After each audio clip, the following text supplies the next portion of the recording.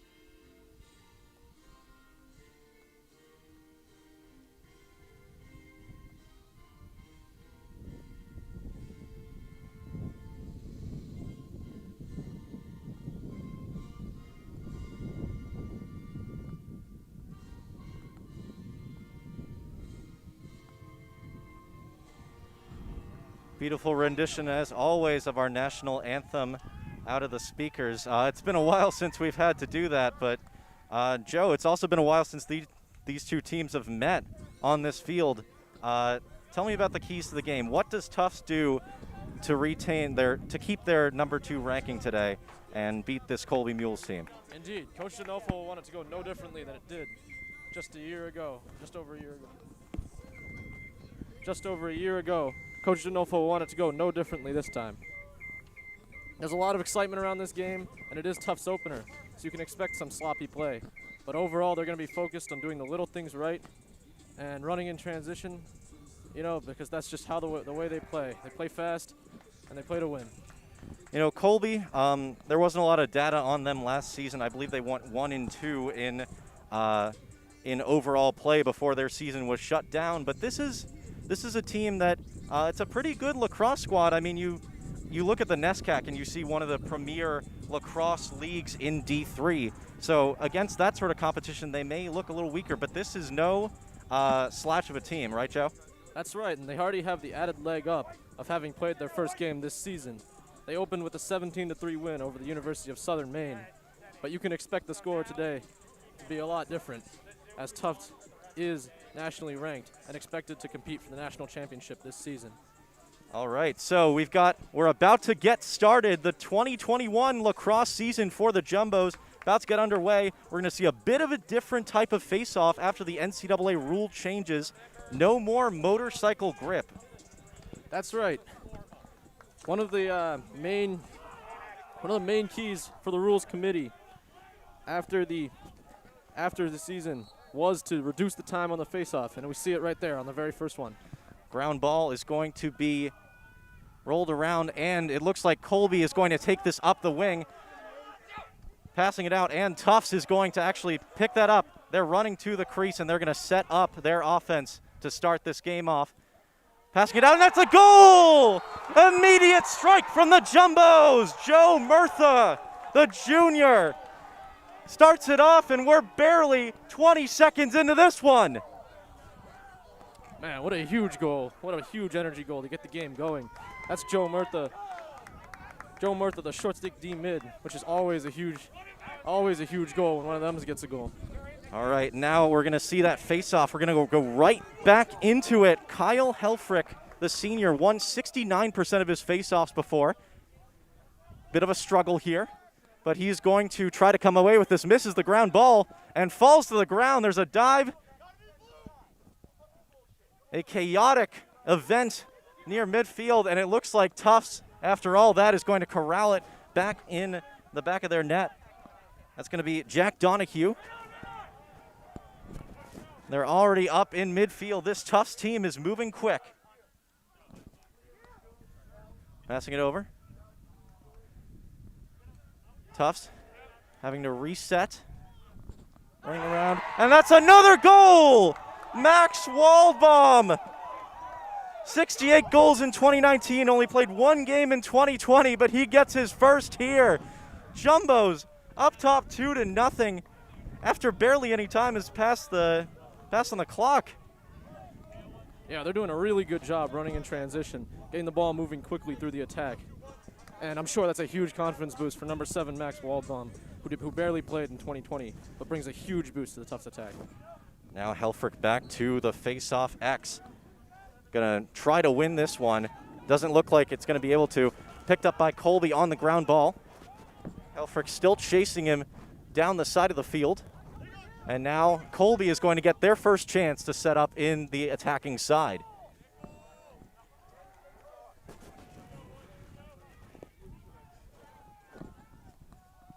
Colby for 23. That's number 23, Jack Rickards, who scored 4 goals in their opener. Rickards going to pass in. And a wide shot. Going to be out of bounds. I believe it will stay Colby ball, though.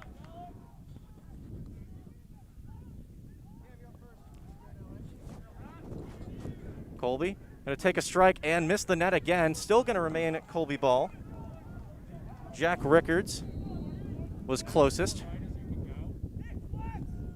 Bit of a wind picking up here at Bellow Field. Now out. Being pursued by a great Tufts defense so far. They've barely let them get close to the crease. Colby around, pursued by 47. 42 seconds and counting on the shot clock. Wide pass out almost, and it's out. The ball is out. Luckily, it is recovered for the Mules.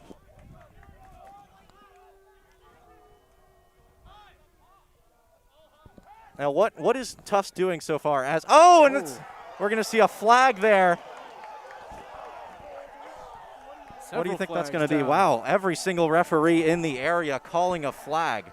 I think that's going to be a push in the back. Whether it came with possession or without, we're going to have to wait and see. The goal is good. So that's going to be 2-1 for Colby. That was a really solid defensive possession for Tufts up until the moment they allowed the goal. Yeah, that's going to be a goal by Jake Surrett, assist by Jack Rickards. Number 23 who was handling most of that possession for the Mules. Yes, he's being covered by number 9, Finn McTurnan, who was a first-team All-American in 2020. And it looks like they've picked up the flags. And that's going to be another face-off lost by Helfrich. That's number 27, Joe Pilato for Colby. Now Pilato handling it, trying to reset. We're going to get some substitutions here.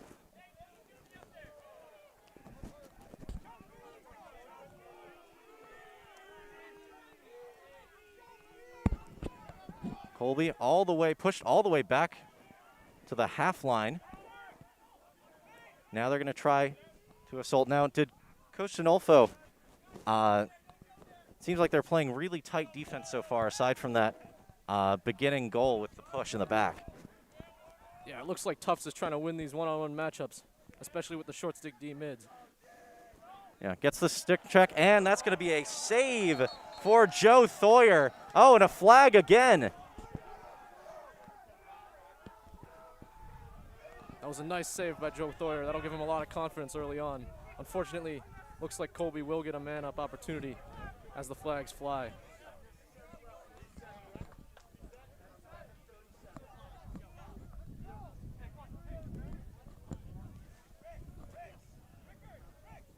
So looks like it'll be a 1-minute penalty on Murtha.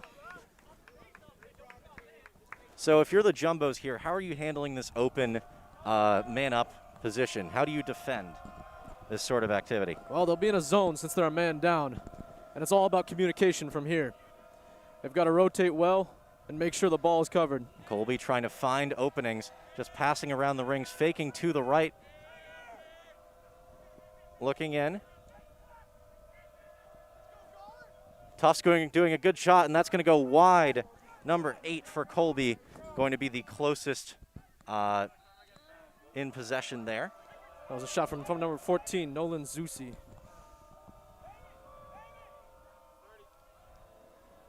Going back around.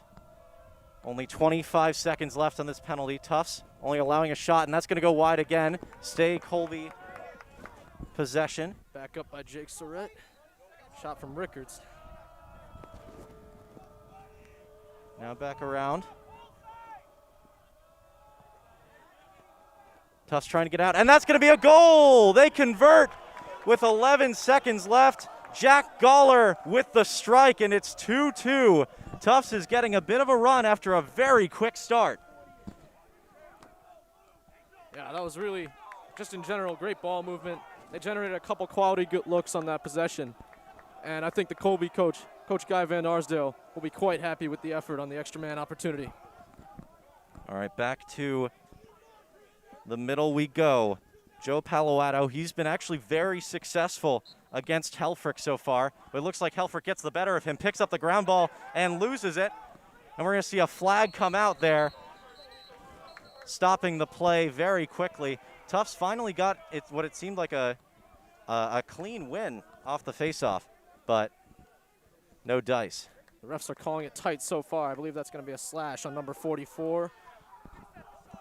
That is Nick Percarpio, the LSM for Colby. They also called a slash on Murtha early to start the game. All right. They're clearly watching out for that. Yeah, they've been pretty tight so far. I think 3 flags called in this opening 5 minutes of play. Tufts going to set up, and now Colby is going to be the one in that zone.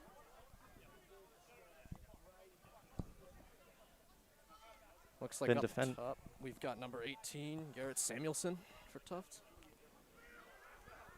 Now going to fire in, and that's going to be a save by the goalie of Colby.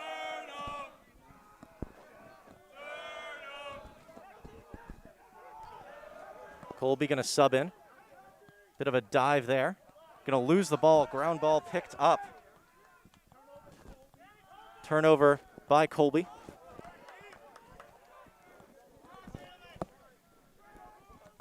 Going to fire it into the back. Almost tied up there in the middle. And Tufts is going to retain possession after that ground ball. There's a nice ground ball by Bryce Adam.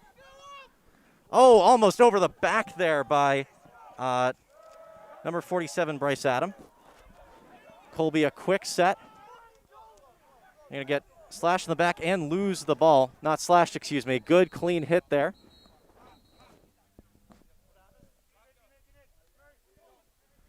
It looks like we're going to have an injury for Colby.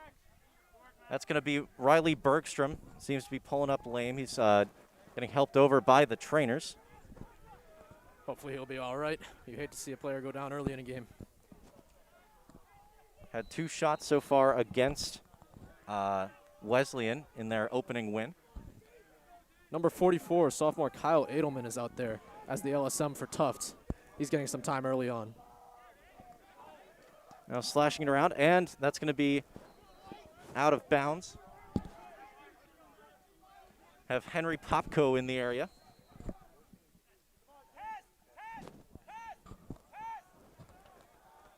Now Colby. Looks like they're going to reset. Tufts pushing them very far out of their attacking zone.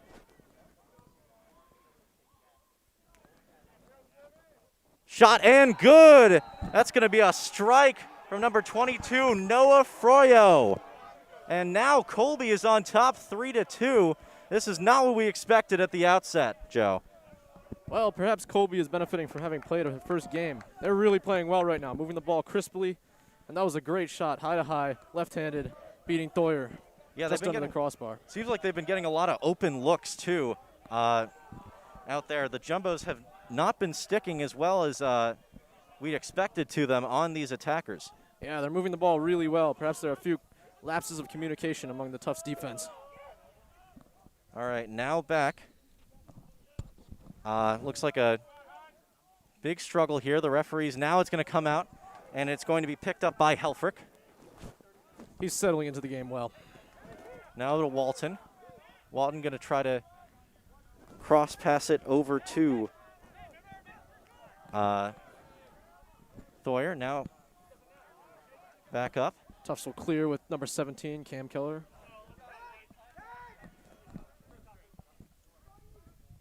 Now in, shot wide by the Jumbos. It's going to retain possession. Breedall was in the area. Of course, 2021's preseason player of the year, Mac Breedall. He's definitely a player to watch for the Jumbos. Now being defended well by Pat Flaherty.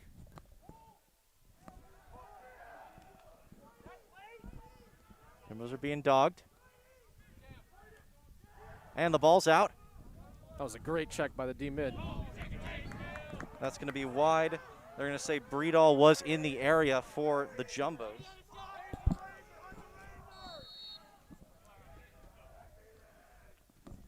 Breedall being closely defended. There's a save.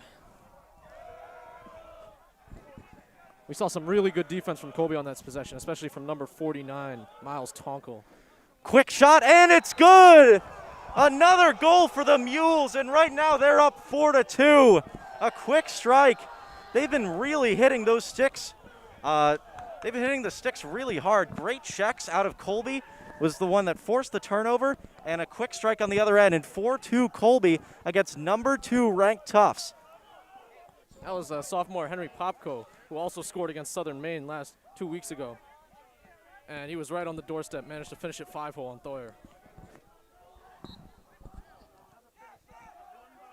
Now Helfrich going to lose another face-off. Doing really well on these face-offs right now, Colby. Their background being pursued.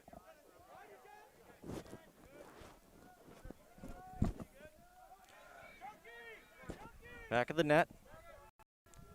Out to Surrett. Here comes Murtha again on defense. He's been so far. Out to Warble. Warble being closely defended. He's going to try to see the corner. Now out to Popko. Colby trying to run these Jumbo defenders all the way around. Now we've got Brett Miller. Some really solid defense by Jack Walton so far. Oh, and that's a good save there by Thoyer. Bit right of the pipe. Colby's going to retain possession there. Jumbo's now trailing. Derek Muse. Another save by Thoyer. Yeah, Thoyer's under an assault right now. It seems like Colby's really just working them to the outside and then passing in. Definitely starting to fatigue the Jumbos a little bit, right? Yeah, they're moving the ball really well. And they've done a good job drawing slides overall from the Tufts defense. And they're getting high-quality looks right now. Now Warble. Looks like we're going to have a ground ball, but Muse is the only one in the area.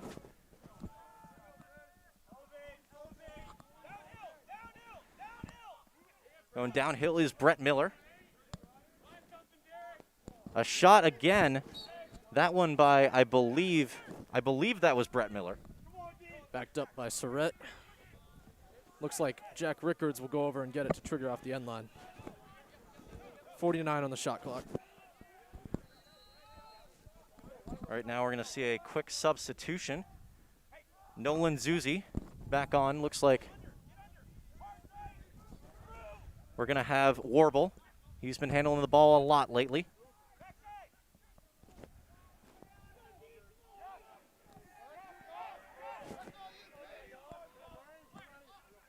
Now out to Goller.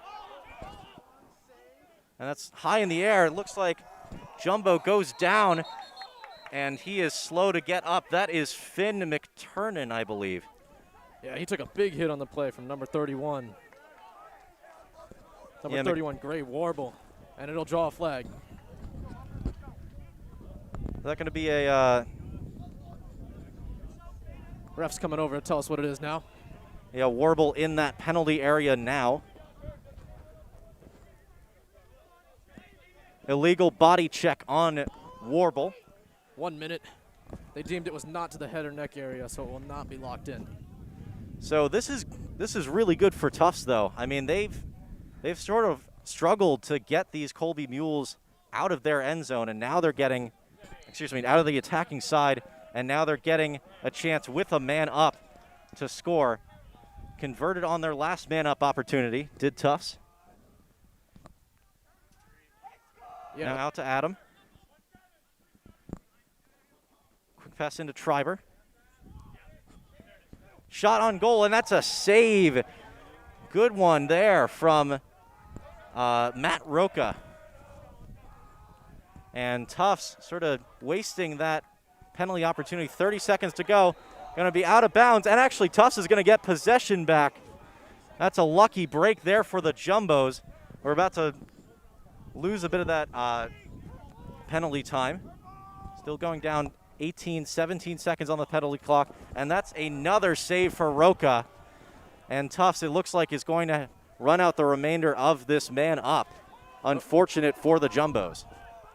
Roca's playing really well early on, and so is Thoyer, but Thoyer's absolutely been peppered with shots so far. Looks like Colby turned it back over. Yep. And the penalty is going to be over for Warble.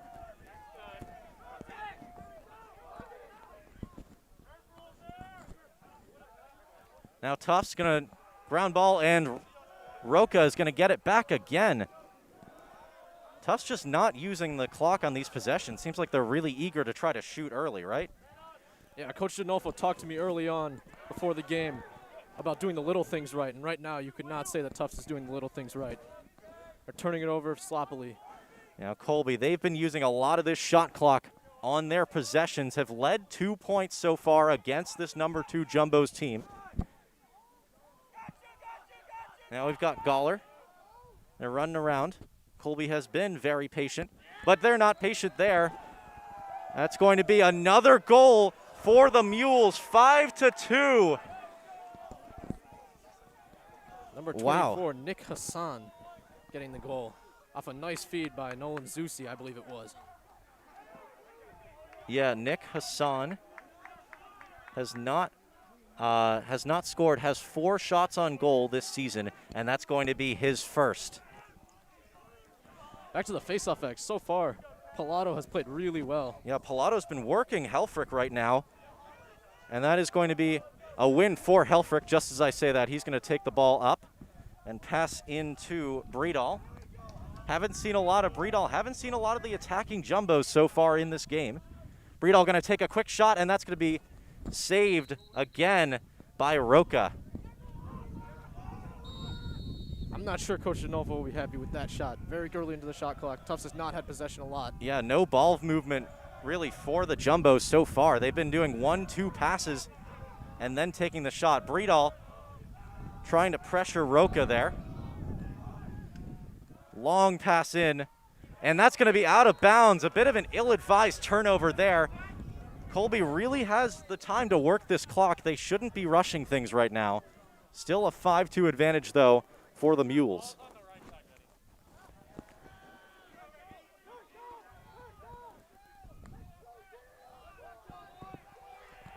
Tufts now inbounding it. Number 31, Cole Salton. And now Breedall, that's going to be an out of bounds. He's going to pick it up. Breedall was quick to strike last time. We'll see if he exercises more patience here. Jumbos have not scored since 14:01 in this quarter. Now around is Boyden. He's being pursued by the long stickman for the Mules. This is Tufts' second midfield. Kurt Brunn, Jack Perkari. Boyden.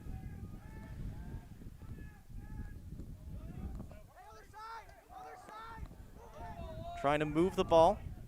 to that second line.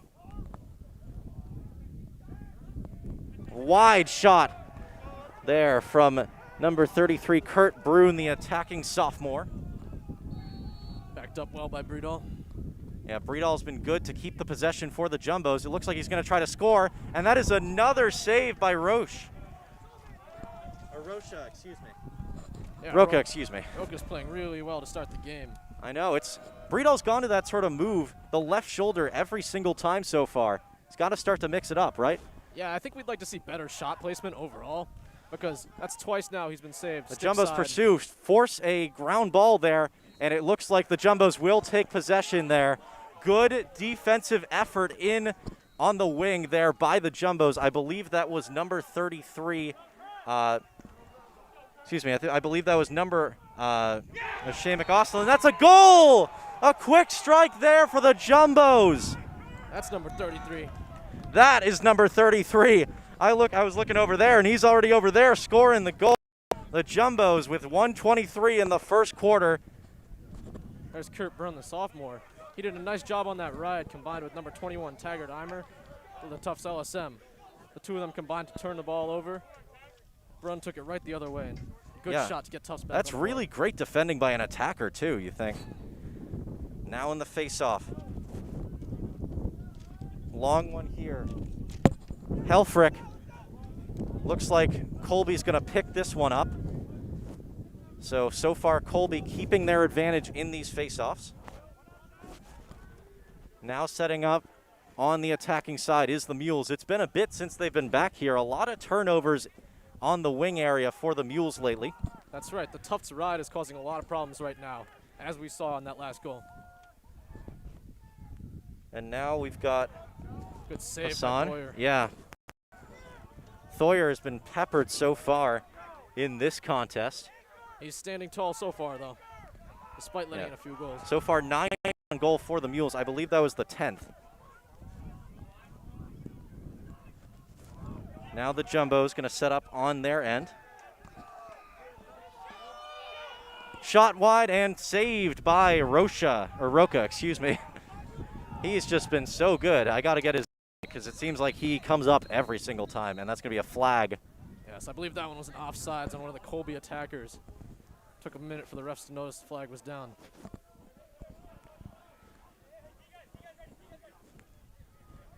So, seems like after Colby had a lot of the momentum for this first quarter. Oh, we're going to see. Beg your pardon, the refs look like they're calling it an inadvertent whistle, and they're saying he was not actually offsides. That will give the ball back to Colby. Yeah, we're going to see the attacking midfielders come off for Tufts here. Bredahl still trying to cover that left side of number 91, Jack Guller. Active defense here for the Jumbos, and that's going to be a ground ball forced. Good turnover there by number 47, Bryce. The Jumbos going to try to strike quick, holding on to the ball, and that's going to be a goal! Jumbos make it 5-4. With 1 second left in the first quarter. And that's going to be number 17, Cam Keller, the junior from Longmeadow, Mass, coming out of Deerfield Academy. And the Jumbos, after a sleepy first quarter, with 1 second to go. That is insane. That is a huge juice goal for Tufts. Hopefully they can carry that momentum into the second quarter. Yeah, and that's got to hurt if you're Colby. 1 second left on the clock and you let that up. Now it seems the Mules are going to try to just win this opening face-off. It isn't going to amount to much, and that is the end of the first quarter. A bit of a strange one. The Colby Mules on top, 5-4. But, Joe, we saw really good effort out of these Mules, the underdog Mules right now, using the shot clock, working those edges effectively on the Jumbos. You saw a lot of patience out of them and a lot of lack of patience out of the Jumbos. Yeah, they're playing really well, apart from a few unforced turnovers on the ride. But overall, this is Tufts' first game, and they're certainly looking like a team playing their first game, making some sloppy mistakes and turnovers. Yeah, I mean, I wouldn't say it's been a normal game for the Jumbos thus far, but 2 goals in the last 2 minutes of this game for the Jumbos, and it doesn't look that bad right now. If you're Colby, you really don't want to give up that last goal and give the momentum to Tufts. Yeah, number 17, goalie Matt Roca for Colby has been playing really well so far. And it could be a 3-goal Tufts lead. Yeah, so we're going to go down a couple of the stats here. Pretty much even in shots. Colby has 17 shots. Tufts has 16. Tufts has 11 shots on goal. Colby has 9. Right now, the face-off advantage is even for the Jumbos and the Mules right now. You've got, of course, I'd say that Palo Alto's been doing a really good job against Helfrich, holding each other to a 50% win rate. So, Joe, I'm sure longtime lacrosse fans will know that the face-off is one of the most important elements of the game. How big is it if you can win that opening possession after a goal? It's really huge because if you can get the goal, come back to the face-off X, win the face-off, you can go down and get another one. And so far, Helfrich has played well, but Pilato's doing a great job. He won 15 of 18 draws in their opener against Southern Maine, and he's doing a great job so far of tying up Helfrich on the clamp and really popping it out. Yeah, Pilato, the senior from Sherborne, Massachusetts. He won 65.2% of his faceoffs in 2020, of course, that abbreviated season. Now we're going to flip the sides. The Jumbos will be on the left of your screen, the Mules on the right, and Helfrich trying to reassert his dominance on the Mules. Pilato versus Helfrich in the center. Tufts would really like to win the opener right here and reestablish their dominance that they showed in the beginning of this game. It's been interesting because it seems like the Jumbos have really scored in bunches at the beginning and at the end. The Colby Mules ruled a lot of that middle part of the game. That's true, and they certainly held possession a lot longer, too. We're seeing from Tufts that they like to run and gun, which is their style of play. And it worked out early on with a goal from D-mid, Joe Murtha. And here we'll see if they can get a goal on the opening faceoff of the second quarter. Yeah, also probably interesting for Helfrich. This is his first game as the opening faceoff is going to be won by the Mules and Pilato. This is Helfrich's first game under these new NCAA rules, too, where you have to no more motorcycle grip. This is the first time in his life he's got to keep only his feet and his hands on the ground. And that's going to be a shot wide of Thoyer. And they're going to say that's in the crease. And the Jumbos get possession here. Opening face-off wasted by the Mules. That's a careless play by the Colby attackman, number 10. I'm sure his coach won't be happy with that. Yeah, that is going to be... I don't believe they have a... Oh, they do have number 10. Okay. Anyways, effort is wasted. Joe Thoyer bringing it across. Yeah, Thoyer. Oh, and a quick strike there from the Jumbos. Wow, they just pop out of nowhere. Max Waldbaum with the score. Jumbos have tied up this game. That was a snipe almost from the middle of the attacking field. Joe Thoyer bringing it up, too. I beg your pardon. I think that was number 21, the pull, Taggart Eimer. Oh, excuse me. That's Taggart Eimer. He scored 4 goals in 2020, and he was an honorable mention All-American. That's a big goal for Tufts. Now they've got a goal from the OSM and a goal from their D-mid. Yeah, goal by Taggart Eimer to tie up the game, assisted by who else but the goalie, Joe Thoyer. That'll feel good for him. Back to the face-off circle. Pilato versus Helfrich. And that's going to be another face-off won by Pilato. He's won both of these in the second quarter so far.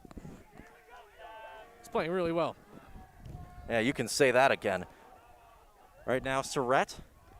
Oh, and he's going to go down. A good check there. Loses the ball, and that's a turnover forced by number 44 of the Jumbos, Kyle Aldman. Now the Jumbos trying to win on this fast break offense that they've done so well on. Shot on goal, saved by Roca. And he's going to pick it up for the Mules. Another quick shot from the Jumbos. It works sometimes for them, but sometimes it doesn't. It's just how they play.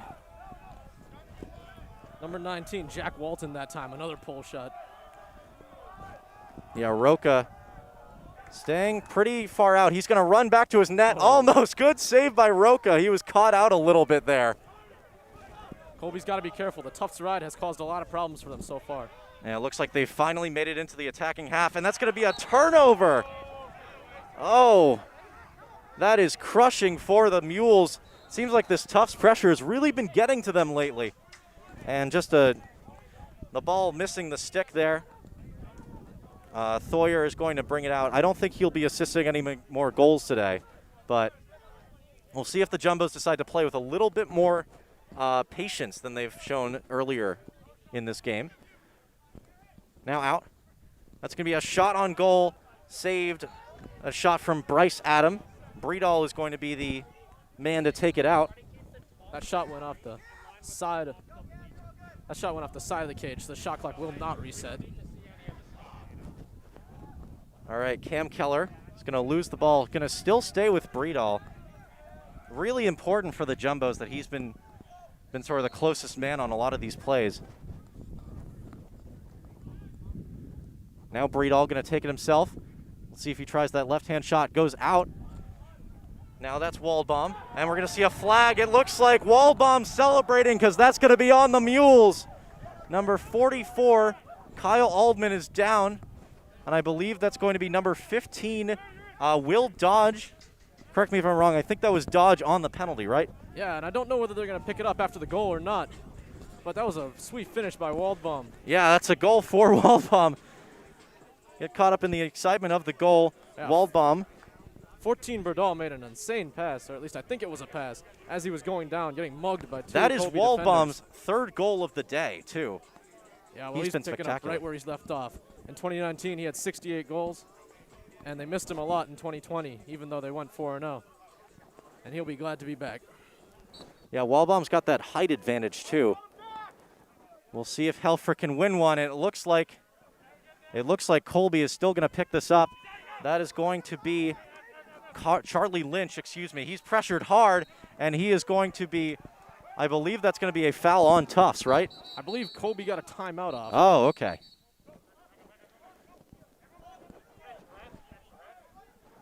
It doesn't seem like there was a timeout, actually. Never mind. Might have been an inadvertent whistle by the referees. Tufts will get it back. And now we're going to see a timeout come out for the Jumbos.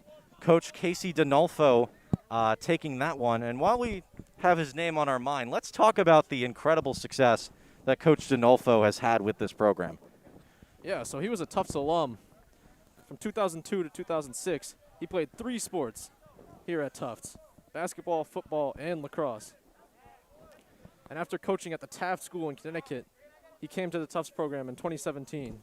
In 2019, he led them to the NCAA quarterfinals. And he's still looking for his first Final Four appearance as the Tufts coach. But so far, the team has been off to a really good start. Yeah, he's been praised a lot for his recruitment, which in D3 isn't the easiest thing to do. Winning, of course, the NESCAC in 2018 and 2019, did not win in his first season in 2017. We can see that banner over there with the Tufts Lacrosse NESCAC champions. It's almost a straight line, save for that 2017 season. 2020, of course, cut short by COVID-19. But right now, the Tufts Jumbos are the favorite to, let's say, repeat again as NESCAC champions. That's right. They're looking to make it 10 of the last 11. Tufts will start after this timeout with the ball. That's going to be Garrett Samuelson to take it out for the Jumbos. Matt Roca, 9 saves on the day. We're going to be watching him very carefully. So I believe Tufts is still man up.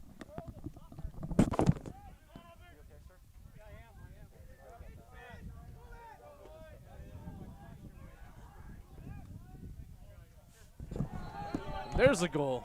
Number 13, Matt Schreiber, the preseason All-American senior. Yeah, sorry about that. We had a bit of a fall in front of the booth here. Tufts right now, after falling behind, is going to, oh wait, it seems like, yes, that's going to be the goal for Matt Schreiber. Right now, Tufts is dominating this second quarter. Colby has really not had a chance to even make it into the attacking Tufts side of the Jumbos right now. That's right, despite Pilato winging a few faceoffs. Colby has been a little sloppy with the ball, and they've turned it over.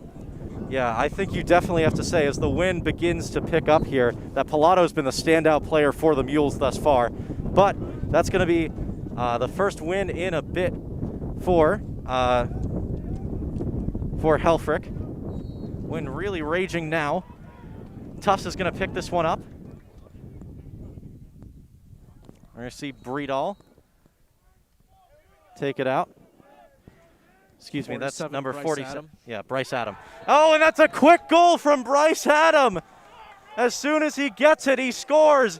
8-5. The Jumbos have been pouring it on. That was a really nice dodge, left-handed around the back of the cage from Bryce Adam. And he managed to beat Roca High, who's been really good at that spot so far this game. Listen, it wasn't working for them early, this quick striking offense, but right now when it works, it can just dominate you. The Colby Mules have to be on it from the second the Jumbos enter that attacking side, and though so far in this second quarter they have not been. Live by the sword, die by the sword. It's going to lead to a lot of turnovers, but it'll also lead to a lot of goals. 8-5 now in favor of the Jumbos. Right now that's going to be a forced turnover on. Oh, and that's a heavy check there. No penalty called. It looks like we're going to see, yeah, it looks like there's going to be a penalty called there on number 15, Will Dodge.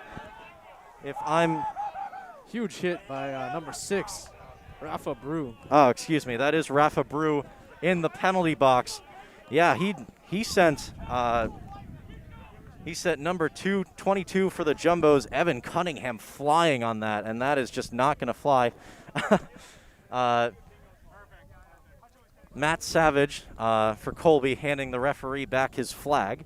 That's going to be a 60-minute man up for the Jumbos. 60-second, that is. Oh, 60-second. Yes, I think it was an illegal body check again that they called. That was a big hit. Yeah. Seems like he got him partially in the back, which might have forced the foul, too. Now the Jumbos going to set up here in command of this second quarter. Now out to Samuelson. Breedall.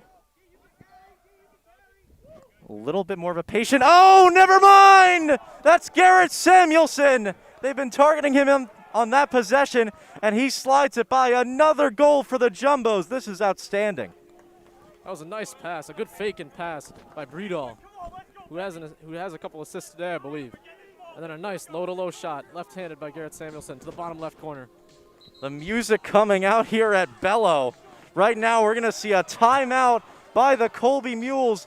Stunned, they were winning 5-2, looked in control of this game, but you only knew it was a matter of time before these outstanding attackers of the Jumbos were going to break out themselves. That's right, they're really running today.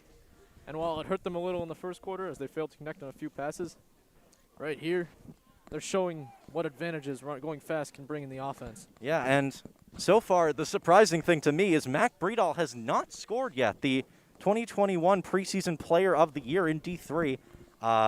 He's got 4 shots on goal, 2 assists, but so far no goals. But the Jumbos, his teammates, have been happy to supply. Right now we've got Max Waldbaum with 3, Matt Treiber with 1, Garrett Samuelson with 1, Taggart Eimer with 1, Kurt Bruin with 1, and Bryce Adam with 1, and Joe Murtha with 1. So, I mean, if you're Colby, you can see all of these different guys scoring. They've got so much attacking depth. What can Colby do to get back in this game? Because it's running away from them fast. I think Colby has to take it slow and get an offensive possession. Really run down the shot clock, take a long offensive possession. And even if they don't score, they need to give their defense a little rest. Well, because in this second quarter, the field has been strongly tilted towards the Tufts end. Well, if you're Colby, if you're Colby, how do you even get into your attacking end? It seems like the Jumbos have been doing such a good job on this press. I think on the ride, they just need to take their time, pass around slowly, swing the ball side to side, and then look for an opening. And if none of that happens, they can always try to find the attack. But if Pilato keeps winning faceoffs, they should be able to get the ball back. And it looks like they're going to give that to the Mules. Yep, that'll be a violation on Hefrick. That's the first of the game. After 3 violations, another new rule. After 3 violations and a half, it'll be a 30-second technical. Yeah, that's basically because, correct me if I'm wrong, but you need to have the ball. You can't be sort of holding the ball there during the face-off, right? Well, that was one of the focuses of the rule committee. But specifically, I think Helfrich went a little early before the whistle on that one. Right now, Gawler being heavily pursued by Cunningham. Oh, excuse me. Not Cunningham, Sturham.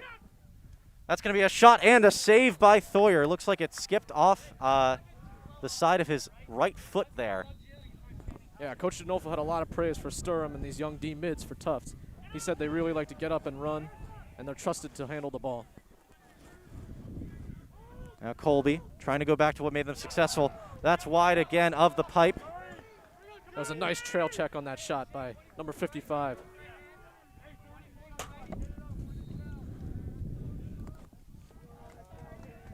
That's Joe Murtha, who already has a goal today. Charlie Lynch taking it out. Pursued all the way out. Now Gawler trying to find an opening, doesn't see one. Tries again, and another save by Thoyer. And they're going to say new shot clock for the Mules. This is a big possession for them because they've finally gotten something going offensively. Pursued by Taggart Eimer is number 22, Noah Froyo. He's going to, another save by Thoyer. And the Jumbos get the ball back. A long possession for the Colby Mules, ending in nothing, and now they're running. Number 44 for the Mules is going to have to speed on. That's a goal! A quick strike. They could never get back. Another goal for the Jumbos. It's 10-5. I believe that is Mac Breedall's first. Actually, I think that was the second for Taggart Eimer running in transition. I'd been about to say, watch out for 21 in transition. That's a second pole goal for him tonight. Excuse me, Taggart Eimer. He's going to head back off, getting a lot of congratulations here on the bench. So far, Colby is scoreless in this second quarter. Tufts has 6 goals. Pilato needs to win this face-off, and it looks like he's not going to be able to. Bit of a struggle there at the X. Kyle Edelman with a good ground ball. Now the Jumbos, that's going to be from behind the back. No penalty there. Coach Denolfo's jumping up and down. Jumbos retain possession, though. Yeah, Colby's a little lucky not to get a trip there. And that ball is just going to peter out, picked up by Roca. Good trail check on that play by Jason Baisley, number 25 for Colby. He caught Waldbaum, leaving his stick trailing. Long pass, and it looks like that is going to be, let's see where they rule it. They're going to give that possession to the Mules. Very lucky there, another almost caused turnover. Yeah, they've really got to tighten up these passes on the clear. And I mean, I think caused turnover is a bit overselling it on the Jumbos end, because that was just an unforced error from the Mules again. Almost intercepted, and that's going to be a ground ball going out of bounds. I believe Colby will retain possession. They do. Gray Warble was in the area. Yep, they called it tipped off the D mid from Tufts. Now we're going to see Muse.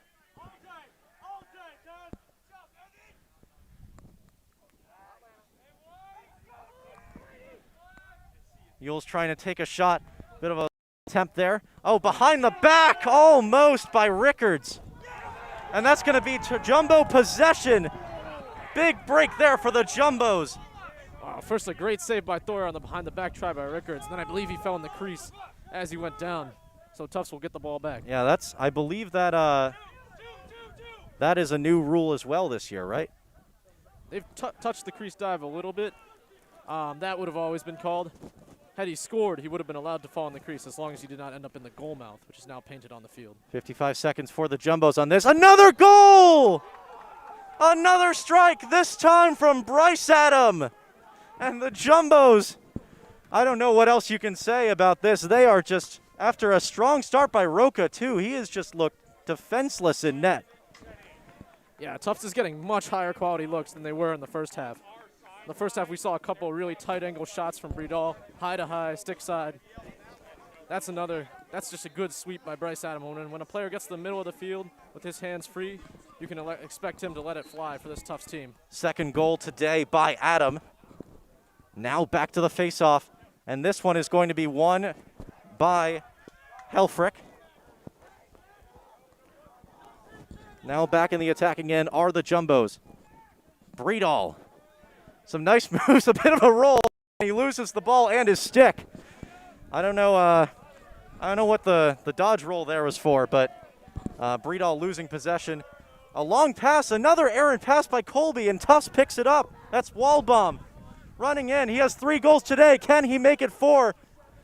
Taking a lot of punishment, and he loses the ball himself. And that's going to be picked up by Baisley. Oh, Waldbaum took multiple sticks there and still held on, but then lost it. Yep, that's the beauty of modern sticks. Really hard to take the ball away. Colby almost losing it. Ground ball there. Retained possession. Colby could really use a goal here. Can say that again. Scoreless in this second, and that's a goal there!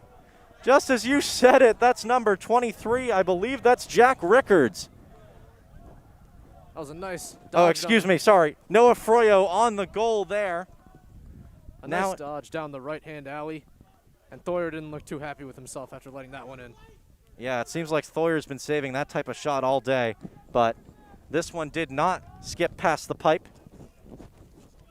And it's 11-6 for the Mules. They break their scoreless drought.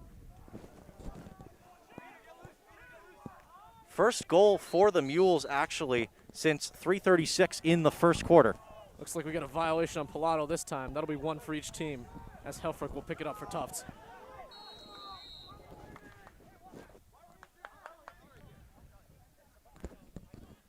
Now the Jumbos. That's going to be Adam trying the shot. Oh, no, good pass. Nice fake there, but he's going to lose the ball, and the Mules are going to take possession of this one.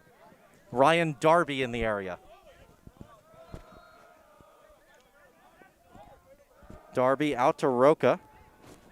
Actually, excuse me, substitution in goal. We have Billy Chismar now for the Mules.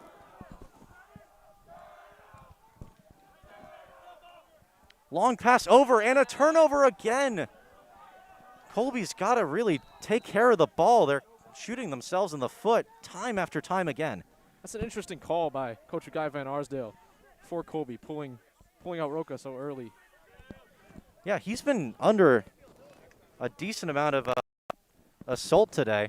And again, save percentage only .450, and that's a save for Chismar off the side of his stick. That's lucky for the Colby Mules. Referees conferring. They're going to call new shot clock. They're going to say that actually was a shot clock reset. Now remind us again, what are the circumstances and when you get a shot clock reset? Has to hit the pipe or the goalie, right? That's right, and that was a save by Chismar. So they ruled that after Tufts got the backup, they would get a new shot and that's clock. a goal for the Jumbos. Number 33, Kurt Broom, his second of the game. 12-6 Jumbos. I'm sure Coach Dinolfo will be happy to see his second line middies producing. They didn't have the most points during 2020, but they've come out here to play, especially Kurt Brune. Kurt Brune, attacking sophomore, 200 pounds, so on the stronger side for a lacrosse player. Definitely showed some power on that shot. Yeah, there are a lot of big guys out here on this field today. Now Helfrich struggling, losing the ball. That's going to be picked up by Colby and Pilato. He's going to fall. Almost looking like soccer a little bit. People trying to kick it to themselves, and that is going to go to the Mules in terms of possession. Looks like we had a loose ball hold on a Tufts player, I believe on Pilato, and Colby will get it back. Long pass into Surratt.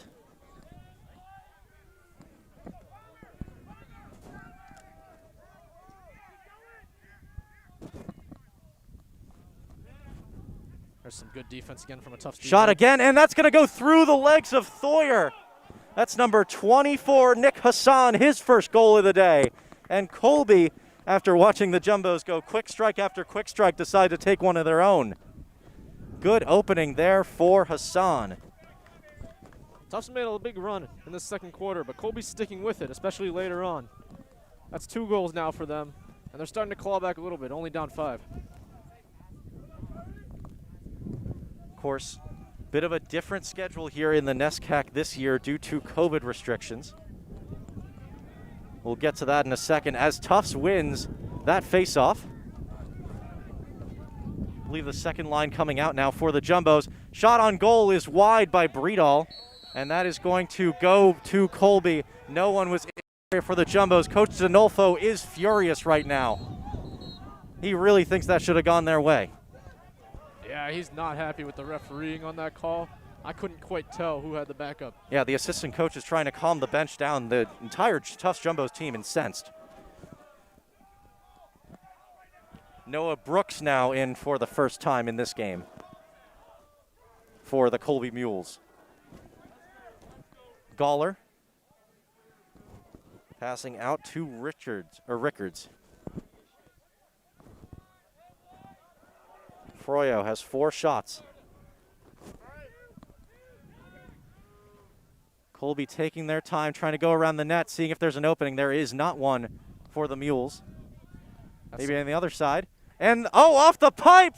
They're going to say new shot clock, but a good save by the pipe there. And then a good save. Oh, never mind! It slips through. That's a goal against the Jumbos. Bit of a scrum there. A good initial save by Thoyer. And I think the rebound might have been scooped up by number 10 for Colby and put back into the net. If that's true, that would be Charlie Lynch with his first goal of the day. That was quite the mess right around the crease area. But somehow it finds its way in. No attribution on that goal just yet. Now we're in the face-off. It looks like Helfrich has been subbed off in favor of number 50, Kyle Amate. Yes, and Amate violated on that. I believe they said he used his stick to shovel up the glove of Pilato. And so that'll be Tufts' second violation of the day. Now, do the violations stack, or is it per player for the man-up opportunity? So it stacks on the team. Oh, and that's a good save, Thoyer. Yes, and to your previous point, it stacks up.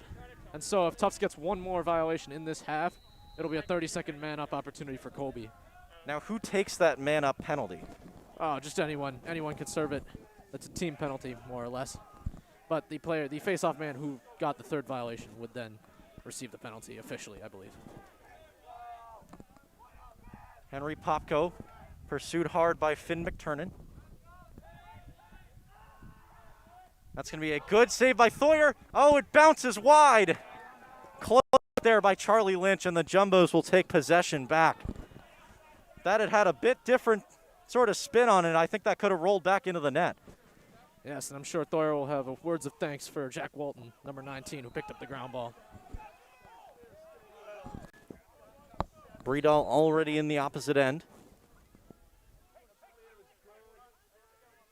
Now pass in.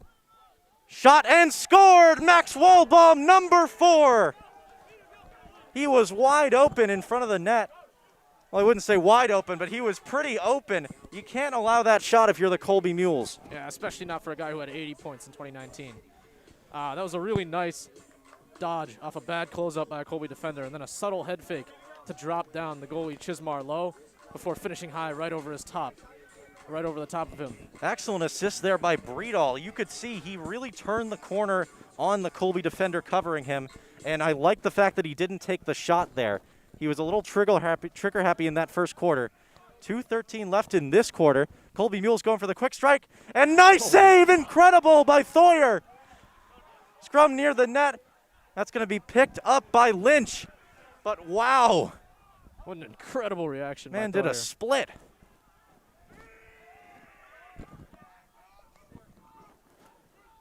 Yeah, Thoyer has been under a lot of fire, but he's been very good so far today. Looks like we're seeing number 3, Jack Reed, on defense for Tufts. Oh, and good pickup off the shot by Warble there. Jumbo's long pass. That's going to be collected there by number 3 for the Jumbos. And Colby's going to get it right back. Quick turnover there for the Jumbos. They've got to get back. They've got a man advantage. Colby, and that's a goal! That's Will Dodge, number 15 for Colby. He also scored against Southern Maine. His first goal of the game. Dodge makes it 13-9. Colby has sort of woken up here too. They've, I believe, scored 3 out of the last 3 of the last 4 goals, yeah. I'm sure that one feels great for Will Dodge. He missed all of 2020 with an injury, but in 2019, he led Colby in both ground balls and caused turnovers. 1:23 left in the first half. Colby giving the Tufts Jumbos all they've got after a slow start to this second quarter. They have erupted.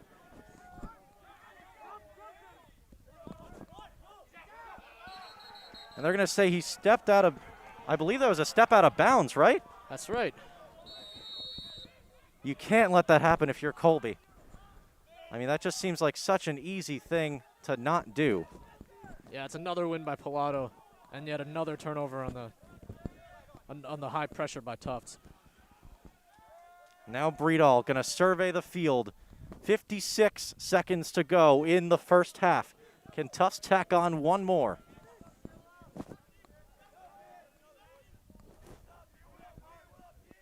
Covered by 2 defenders, now into Waldbaum. He's been dangerous today. Here comes Triber down the alley. Triber out to Breedall. Breedall being very patient right now. Now back into Triber. Triber going to try the shot, and that is going to be picked up by Breedall. Breedall, 21 seconds left in the first half. He's got his defender, number 38, Strabley, hung up. Yeah, not even trying to pursue him around the net. Breedall doing a good job. That's wide. That's going to stay with Breedall. 8 seconds left on the clock. Can the Jumbos make it 14-9? Colby's really got to tighten up here. You can hear the chants from the Tufts bench. Behind the back misses, and that is going to be 3 seconds left on the clock. Breedall going to have to get it in quick, and that is going to be a save there by Chismar, and that is going to be the end of the first half. Tufts up 13-9. It's been a wild one. A lot of momentum swings in this one, but Colby doing a lot better in this first contest, or in this contest in 2021 than they did in 2020. That's right. They're playing hard. They're playing strong, and I'm sure Coach won't be happy with the turnovers. But overall, they're doing an okay job, and they battled back late in that second quarter to bring it within 5 or 4 goals again. All right, we've got a 12-minute halftime here for you. Sit back, take a drink. I don't know, just relax. We've got an incredible contest right here. Tufts versus Colby. Jumbos are back, and JumboCast is back, and we'll be back with you after halftime.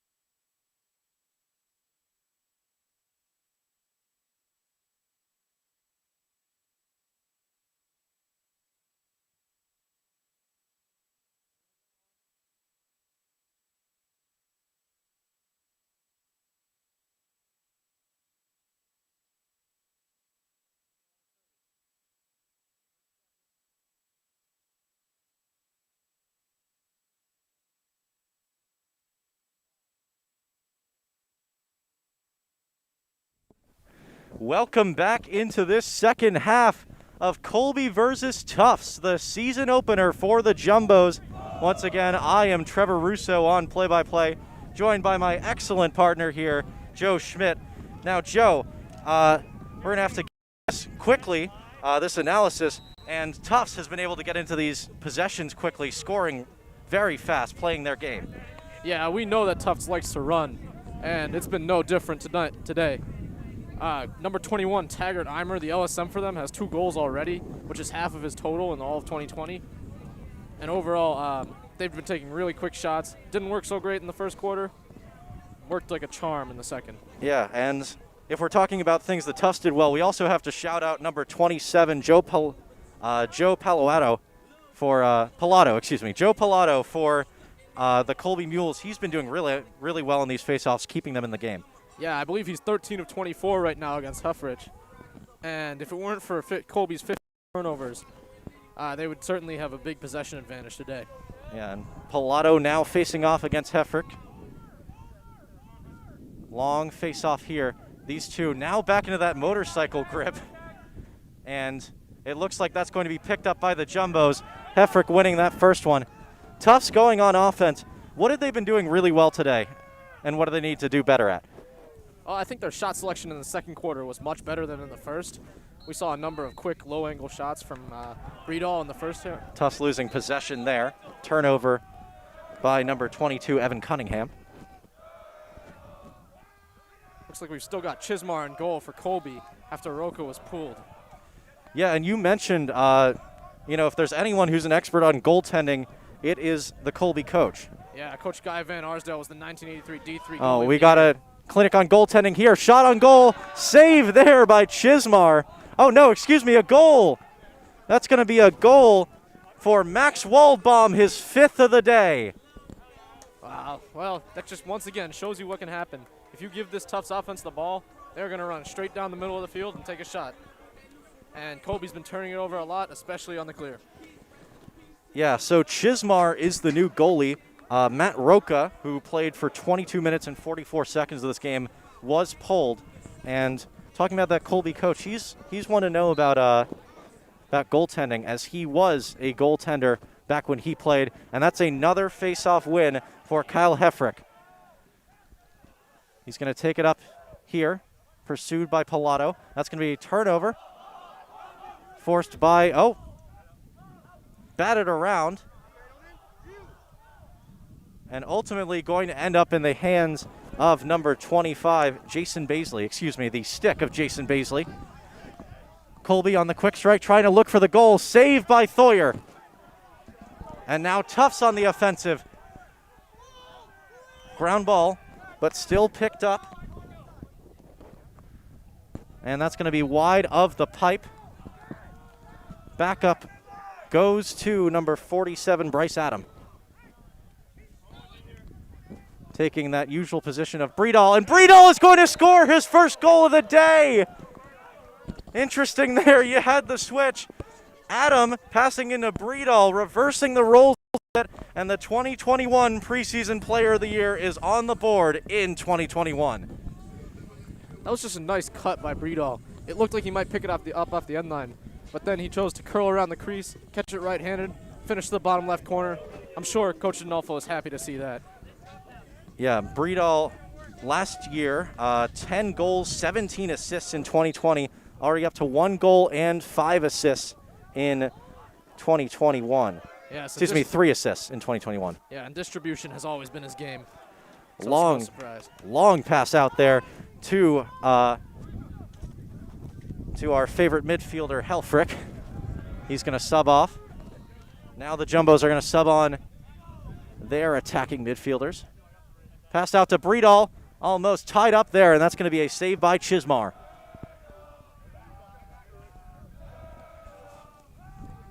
Yeah, Chismar getting into it a little bit, an active goaltending effort there.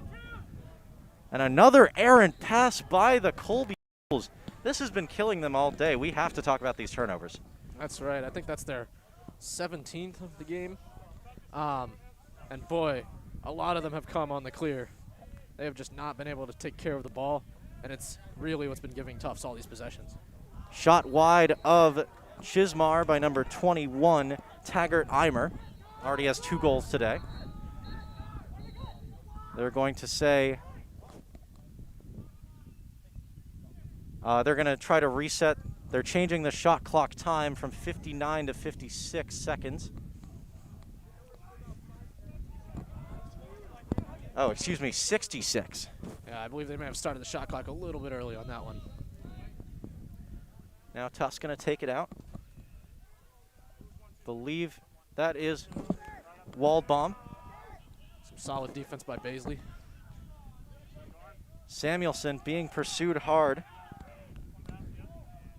Oh, and that's going to be a shot and a save for Chismar. Partially Chismar, partially Pipe.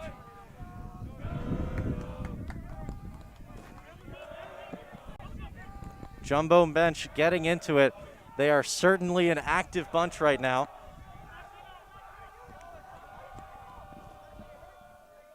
Now Colby in the offensive end. They've got a man advantage, and that's a goal!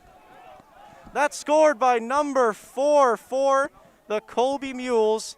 That's going to go to Matt Savage, and he is on the board.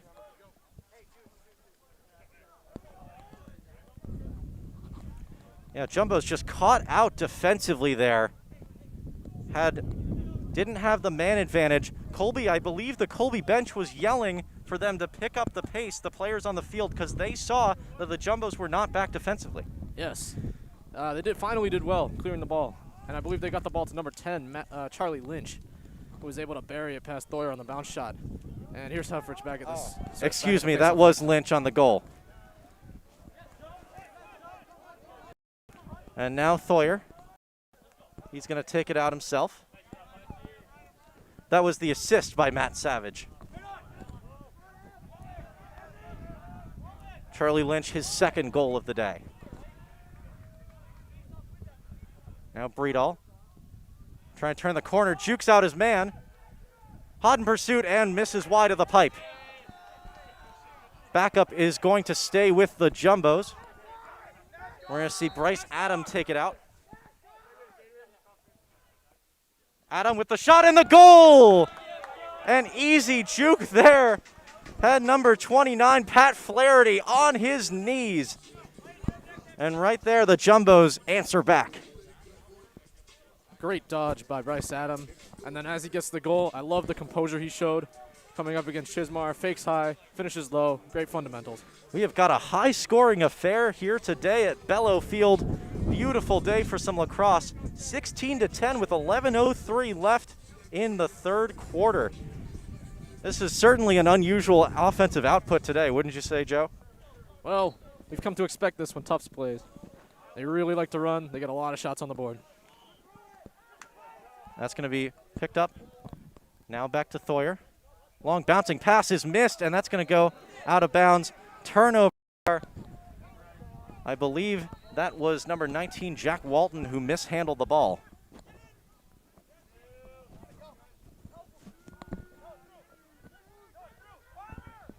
Now Colby being pursued far out of their own end, but now they're going to set up a bit of a run here for the Mules. And they're going to reset behind the net. Almost caught the Jumbos sleeping. And that's going to be wide. And I believe they are going to give the backup to number 46, Adler Vuitton.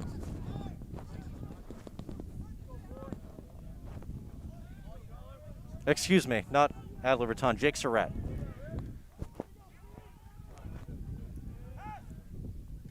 Shot wide of the pipe there. And they are going to give the backup to the Jumbos. That's some excellent hustle by Finn McTurnan, number 9. But Tufts got lucky there not to score. It was a bad approach by number 27. And luckily for them, Colby Attackman missed the shot. Thoyer going to take it out a little earlier, almost a ground ball.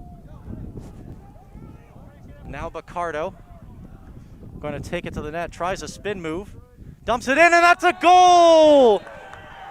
Matt Treiber with his 2nd of the game. That was a beautiful assist from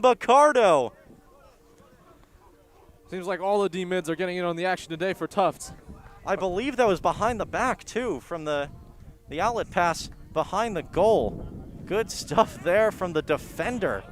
That's what we were talking about at that halftime break, is the versatility of all these Jumbo players, right? Yeah, it's something Coach D'Onofrio really looks for in his players.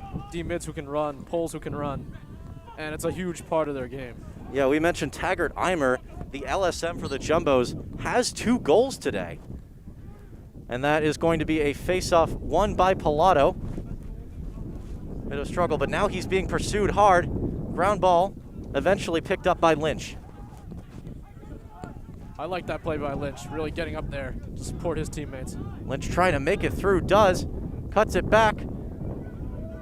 Shot on goal is above the pipe. Missed there by number 49. Miles Tonkel. But the Mules have the backup. We'll see if they try to exercise a little bit more patience. It's harder when you're down 7 than when you're up 3 as they were earlier. Good save by Thoyer there. Yep, that'll draw a reset, and I'm sure Colby will be looking to really hold on to the ball, try to get a quality look on Thoyer. Yeah, Jumbo defense been tightening up a little bit more. They've been subject to a couple of lapses today. Now Colby in, and that is going to be saved by Thoyer again. Shot by Noah Froyo. And now Jumbos are going to try to push the man advantage. If they can pick it up, they do. Shot on goal, saved by Chismar. Jumbos are trying to substitute, and they do. Number 15, Will Dodge, was incensed that he couldn't get the outlet pass quickly. A missed opportunity there for the Mules. Pursued on the wing is Goller. And that's going to be a turnover. Jumbos have numbers. Going to try to pass it in. Shot by Breedall is wide. That was a great play, jumping the passing lane by number 27, Jack Donahue, 3-year starter for this Tufts defense. Donahue's first caused turnover of the game.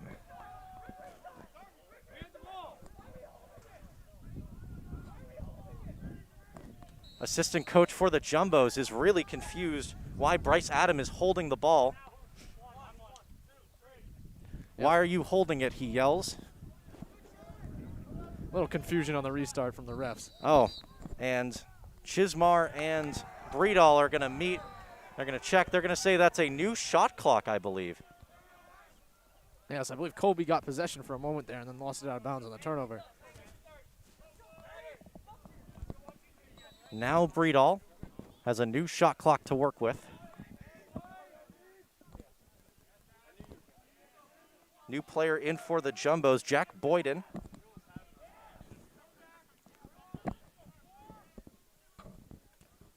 Boyden getting a little bit of work here. Looks like this is the second line midfield for the Jumbos. Boyden. He's circling the net. Active defense there, and the turnover forced. Now the Mules are going to try to run it up there. Boyden, the sophomore for the Jumbos, lost it.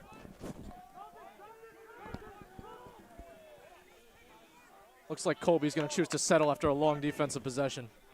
Yeah, Colby had the man advantage there, but taking the rest, almost losing the ball. Picking it up, he's going to take a check out of bounds, and they are going to say that over and back. Jumbos picked that up. Turnover by Colby, another pass. That was a good pass, but it just, the positioning wasn't right. And number 11, Derek Muse, took a shot.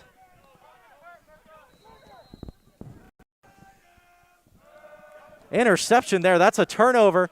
Mac Breedall with the caused turnover. Waldbaum loses it, and that's going to be a pickup by Chismar. He is being dogged right now by Bryce Adam. But now the Jumbos need a hurry to substitute here.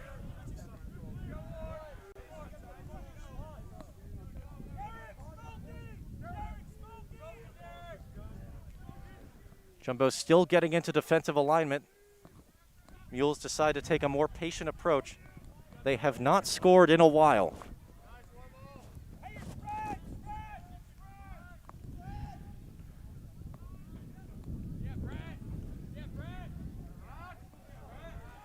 There's some great defense by Matt Picardo for Tufts.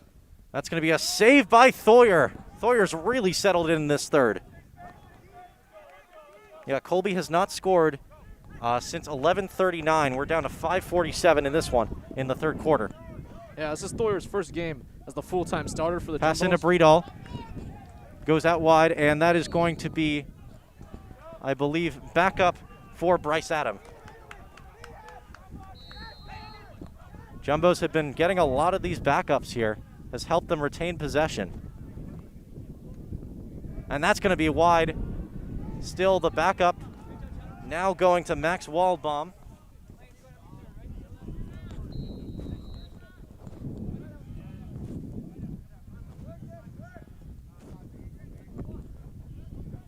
Kelleher tries a shot and scores! Unassisted Cam Kelleher with his first goal of the day. And now the lead is just opening. The floodgates have started to open for the Jumbos. 18-10 Tufts. That's a good alley dodge by Kelleher. He was able to beat his man. No slide came and buried it low and away. That's a really tough save, too, for Chismar to make as a right-handed goalkeeper.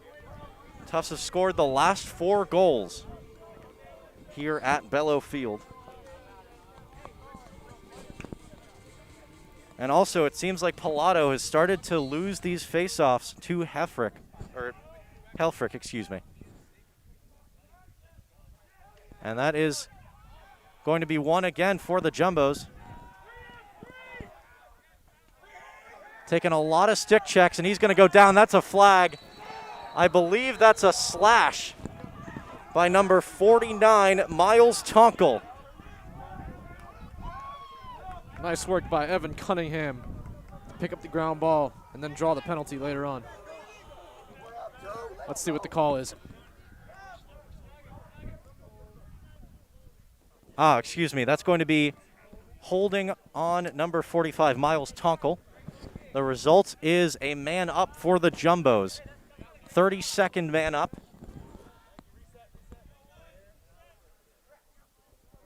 Now Colby's zone is going to be tested right now. They have to hold this. Yes, this game is in danger of running away from them. It's still close enough for them to come back now, but a few more, and it could be difficult. Kelleher now almost, and it's going to be picked up by the Mules. Desperate attempt by Waldbaum to force it free, but Colby is just going to reset and try to run out this penalty, and they will.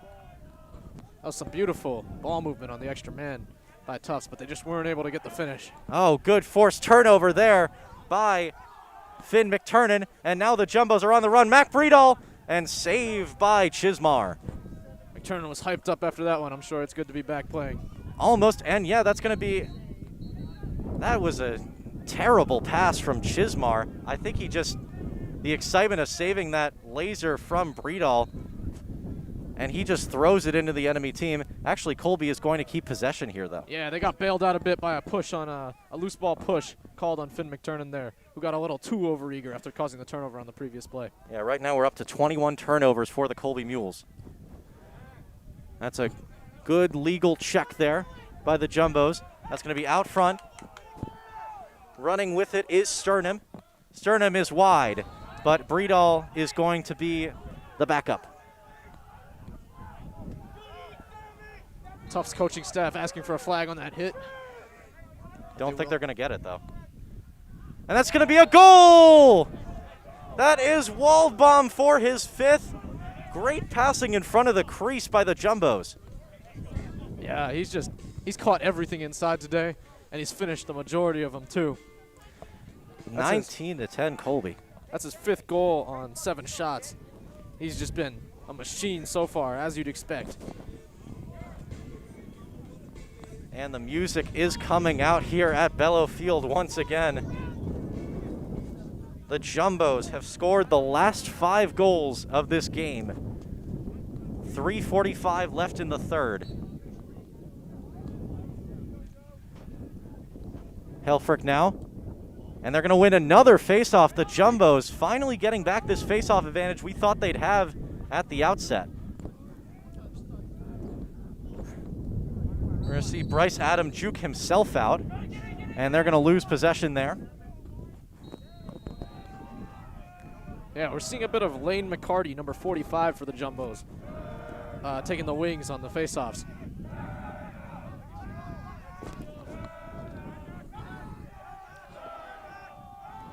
Patient approach here by the Mules, not trying to rush the passes like they were earlier.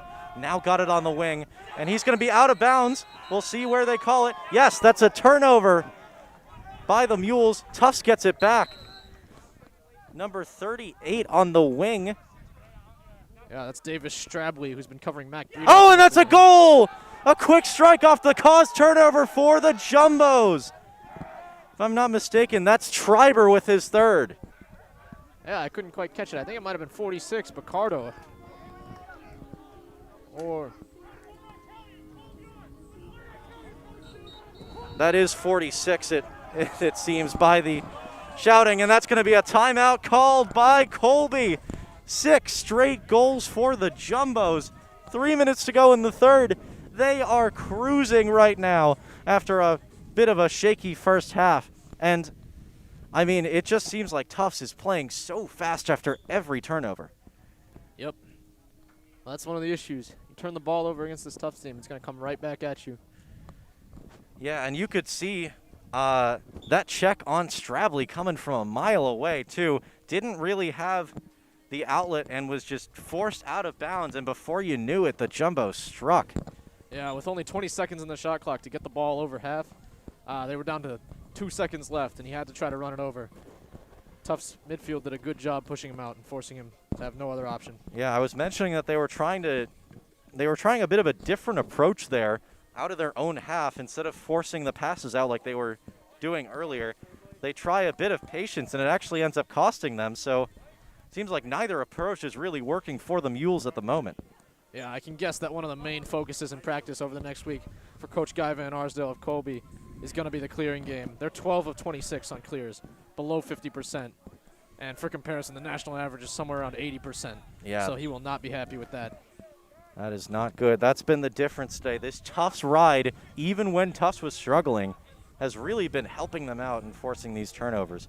Remember, actually, you saying to me earlier while we were on break also that if it weren't for these turnovers, Colby might have a possession advantage right now. Yeah, Heffrick's picked it up at the X, certainly. And now Tufts leads the faceoff game 18-14. But at the half, Colby had one more faceoffs. We'll see if Pilato has an answer for Heffrick now. But if Colby can hold on to the ball, they should be able to get some solid possessions. And they've shown that they can score.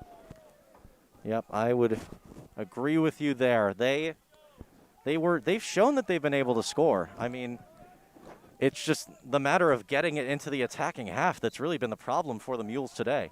And that is another face-off won by Helfrich, and he's going to try a shot himself.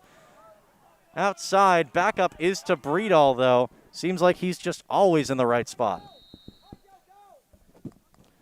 Now Breedall. Gonna try the corner. And that's a goal for Breedall! If you give him an inch, he will take it from you. Wow, that was quick. I mean, you saw the defense there by Davis Strabley. It was good, but it wasn't good enough. That's right. Sometimes great offense can still get a shot off around. He shot it off the hip of Strabley, and I don't know if Chismar ever saw it coming. He snuck off his near pipe a little bit, and Breedall just snuck it right past him to the top left corner. I don't think Chismar will be too happy with himself on that one. Yeah, and now we come back to the X. Helfrich has been dominant in this third quarter. Not so much there, almost. And actually, Tufts is going to pick that up. Great effort from number 44, Kyle Aldman.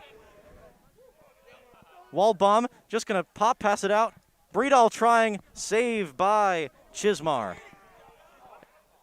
Waldbaum still fighting, and we got a flag down. Looks like the Colby Mules are going to get a free play here. And they're just going to try to air it out, take advantage of the Jumbos not being able to get back on defense. Shot in and saved by Thoyer. And that was a rocket from Rickards there. And now we'll get the penalty.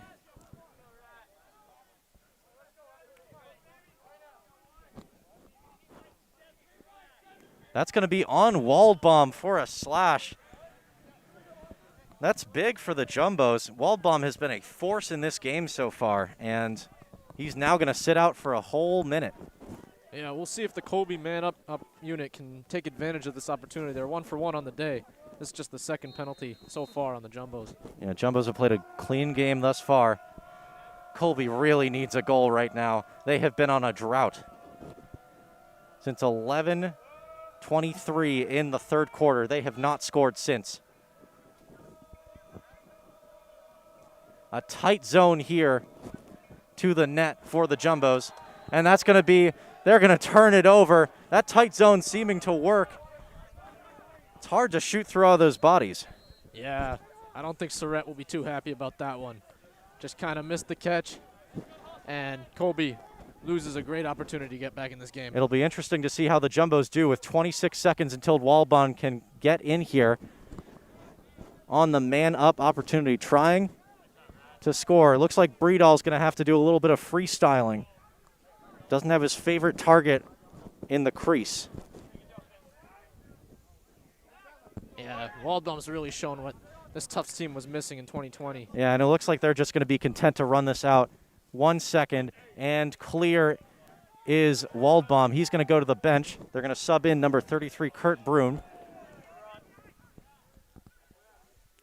Brun into Breedall. Now out.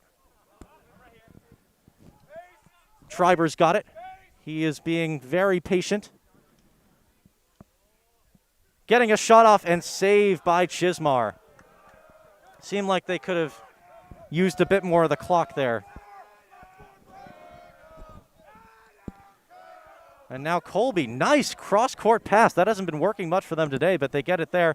But losing the ball is Lynch, and he is not able to pick it up. That's going to be scooped by the Jumbos. Another turnover for the Mules. Yeah, just when it looked like it was going well for them on the clear, they give it up. Lynch has been having a tough time handling these passes, I've noticed. That's going to go wide. Breedall gets the backup. Yeah, unlike the rest of his team, Lynch didn't really have the privilege of playing in a first game. He was a little banged up and didn't play against Southern Maine. Yeah, certainly rusty. As we saw, the Jumbos were rusty in that first quarter. And that's going to be a shot wide. And that's a goal! Sam Sturm, number 29, another D-mid gets on the board. Yeah, the 6 seconds there on the clock. I mean, it's remarkable how when the seconds wind down, the Jumbos have just been able to convert. I believe they did in the first quarter, and now they do it in the third. Their bench, of course, helping them out with the chanting. And the Jumbos are up 22-10. The last time that the Colby Mules have scored, it feels like centuries ago. I believe it still is that 11:23 mark in the third. 6, 3, 2, 1, and that is the end of the third quarter. The Jumbos just pile it on for 22-10. 1 goal for the Colby Mules in that period, and if my math is correct, 8 for the Jumbos. And a lot of the stuff we were talking about, just this fast offense, it felt like Tufts played with a little bit more patience there on the offensive end, though. Yeah, well, when you're up 12, you can kind of do what you want. But I'd really like to shout out these Tufts defensive midfielders who've been doing a great job getting up and down the field. 3 of them now have goals. Sam Sturm, the latest to add to it. Matt Picardo and Joe Murtha also with tallies. I mean, at this point, what do you do if you're Colby? They still can't seem to figure out the Tufts ride, and the patient approach has not worked. We have to shout out Thoyer. He was really good in the third. I mean, it just seems like there aren't even shot lanes for the Colby Mules to hit upon. Yeah, Thoyer's up to 58% on the day. And overall, he's just made really good saves, more or less whenever Colby's been able to get a good look.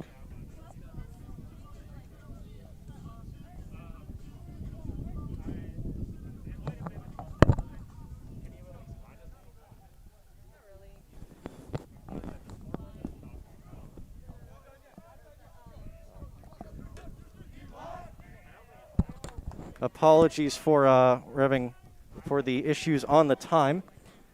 I think someone knocked our camera a little bit to the right, which we will be working on getting recidified very shortly for you. In that case, we will provide timing updates.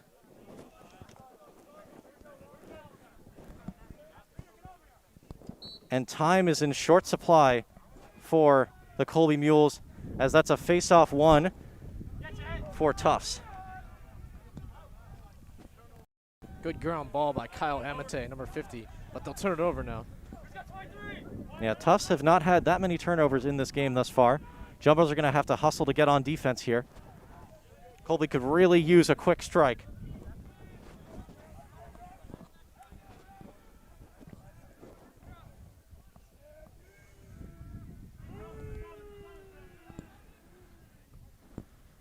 Now out, that is wide of the pipe and Thoyer. Shot coming from Nick Hassan. So that's his 5th shot, 1 goal on those attempts.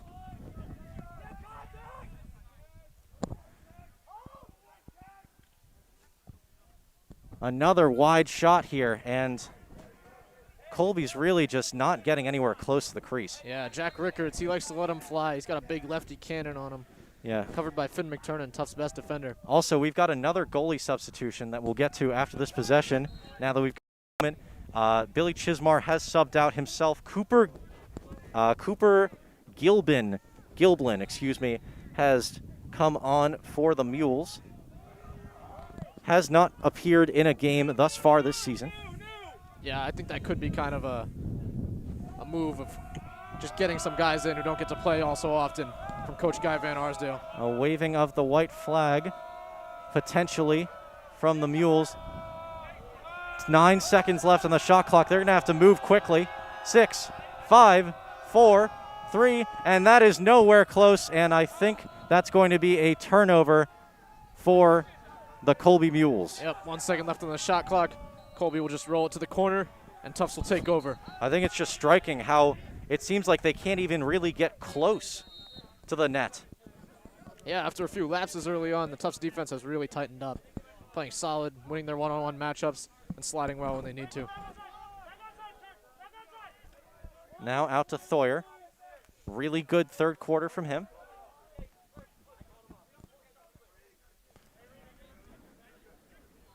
Jumbo's now going aggressive.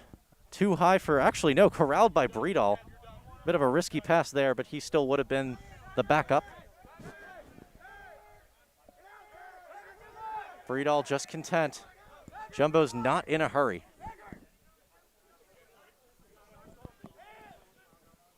Now shot on goal is wide by Boyden, but Breedall there to pick it up. At what point, if you're Coach Dinolfo, do you start subbing in some of these younger players, get them some time? Oh, I guess we'll have to see. He's got the second midfield in today. Breedall with the goal. Another unassisted from him. The stick work is superb. That's his 3rd on the day. Yeah, I like that move a lot. This time we see him curl lefty and finish against the newcomer, Cooper Giblin. Remarkably, that is Breedall's 15th shot of the game so far. Yeah, I'm sure he'll have a few to look at when they review the film from this game. But overall, he can't be too unhappy with his performance in the first game of the year. Yeah, even when he wasn't scoring, he was assisting. Now Amate is going to lose that face-off. Yeah, looks like that's maybe Rafa. not. Bit of a scramble. Actually, they are. The Jumbos, after a bit, are going to pick it up. Number 3 for the Jumbos is going to take it all the way, and that is saved by Gilblin, excuse me. Might be seeing a lot of new faces here for the Jumbos as they try to wind this one out.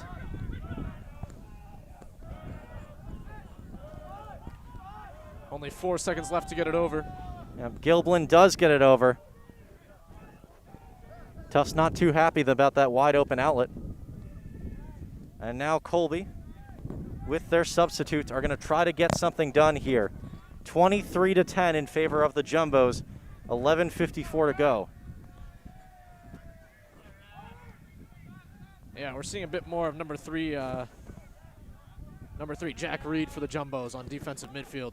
Yeah, pursued well. That's going to be wide by number 91.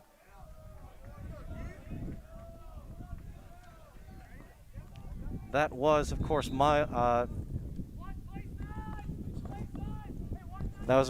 Galler, excuse me.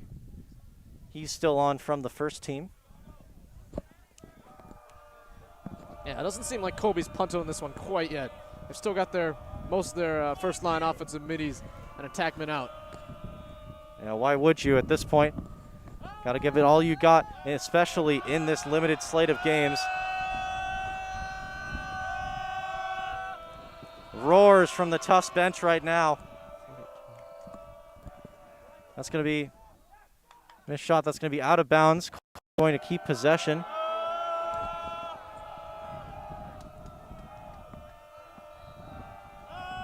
Only 4 left on the shot clock.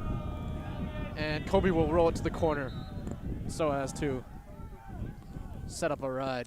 Yeah, that is the second time this quarter that we've seen Colby use up the entire 80-second shot clock.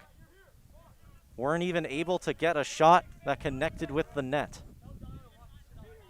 or the pipe or the goalie.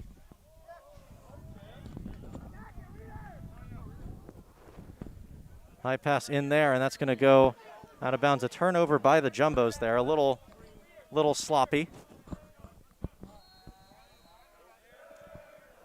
Gilblin, bit more of an active goaltender, it seems. He's taken it out a lot to try to get that pass in.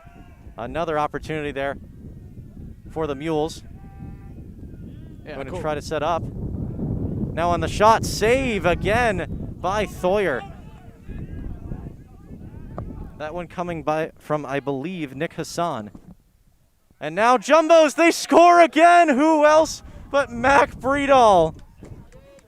His 4th of the game, and they've just come one after another in this second half. Yeah, 3 passes really on point from the Jumbos, going straight from Thoyer to Lane McCarty, the LSM, right down to Bryce Adam, who fed it in. Perfect pass to Breedall. Another finish for him. Yeah, Breedall is just so deadly when you give him any room in front of the net. It seems like if there's any opportunity for him in front, he's going to score it. Yeah, looks like Tufts is subbing off some of their more experienced attackmen. 24-10 in favor of Tufts. The scoring has sort of dribbled out here for Colby. Have not scored since 11:23 in the third quarter.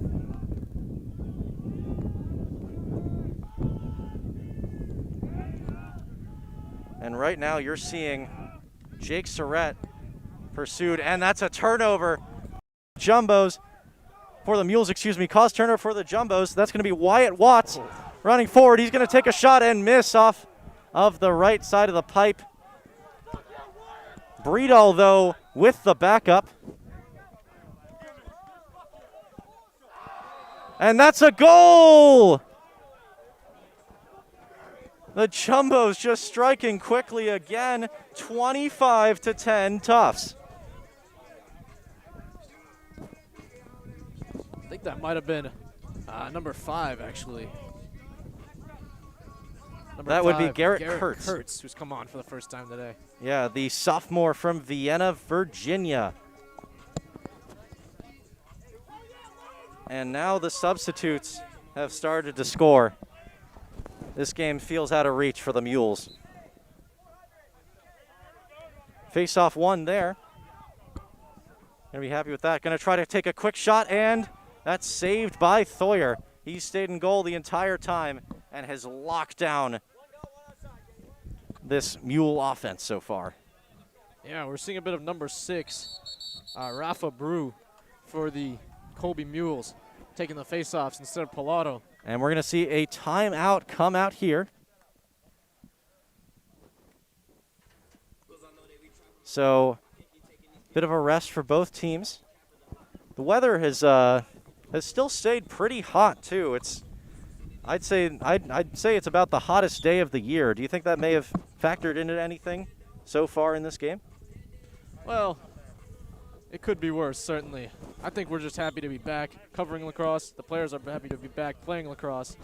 And overall, it couldn't be a better day for it. Yeah, it is beautiful. Going to be a little less warm next week. Of course, quick plug for next week's game is Tufts takes on Cotton College. I believe women's lax will actually be home next week, so tune in to that if you can get the chance. The women's team opened with a strong win over Connecticut College, the Connecticut College Camels, last weekend. And they're also looking good. Yeah, I believe they're playing today at Colby. Yeah, as this game sort of slows its way to the finish, might as well mention how the NESCAC is going to be structured.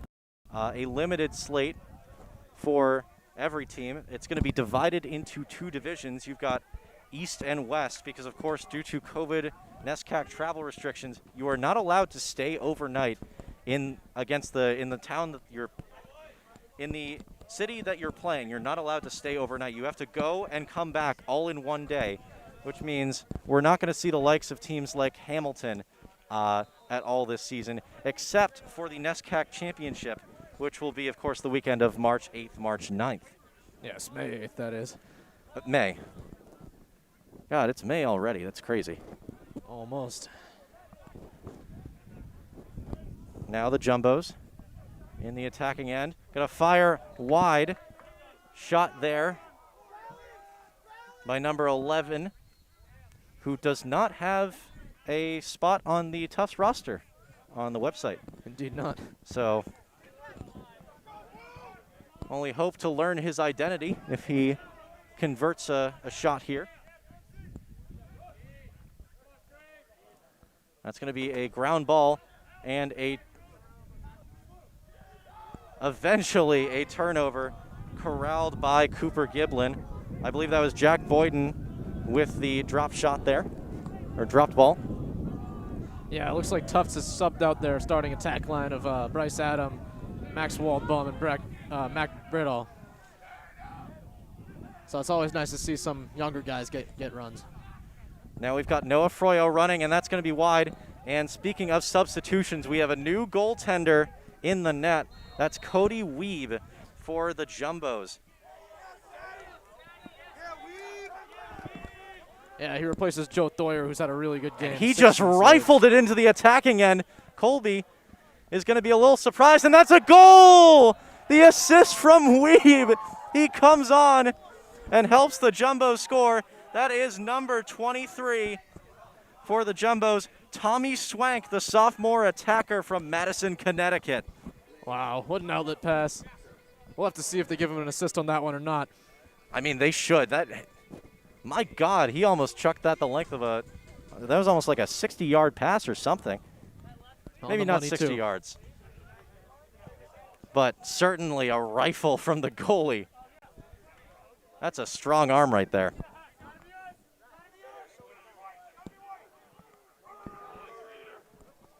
Now that's Jack Reed. He's going to lose the ball there. Bit of a struggle. No one's really been able to corral it except for number 12 for the Mules. And that's going to be a goal, the first goal for the Colby Mules since 11:23 in the third quarter. Will Dodge scoring his second goal of the game. We're really seeing a lot of pole goals today. He's got 2. Taggart Eimer for Tufts has 2. And, man, after missing 2020, Will Dodge is back to play. Yeah, you can see on his left knee, he's got that sort of knee brace.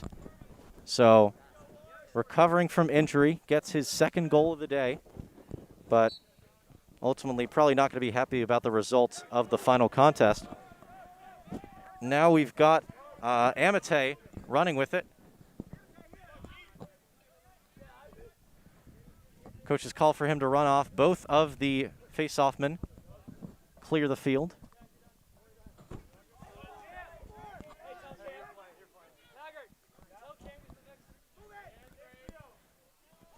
Oh, and that's a turnover there for the Jumbos. Number 44 picks it up. And now Gilblin is going to be content to take it out himself. 6:49 to go in this contest. Colby just scoring their first goal since the beginning of the third quarter.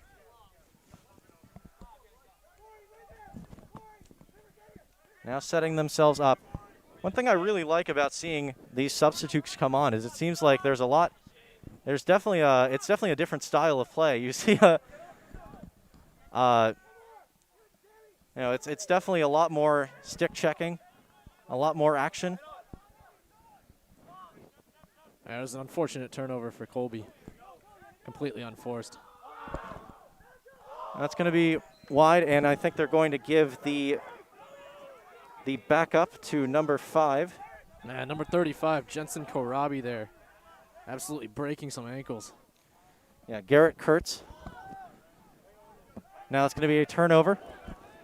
Colby is going to miss the ball, and that's going to be picked up by the Jumbos. Number 41, Kevin Christmas, one of the greatest names I've ever heard, comes on for the Jumbos, and that's going to be wide from Kurtz. Yeah, the 6'6" freshman. He certainly makes an imposing figure on the field.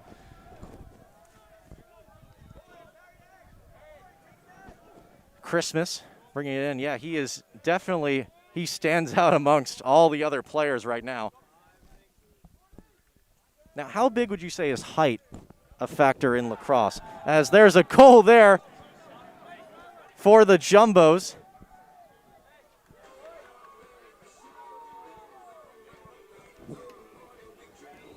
Yeah, well, I think one of the nice things about lacrosse is you see a lot of different body types, a lot of different heights. As they jog off, you see number 11, number 41, quite the difference there. But yeah, the Tufts bench is fired up. Some of the substitutes getting some goals.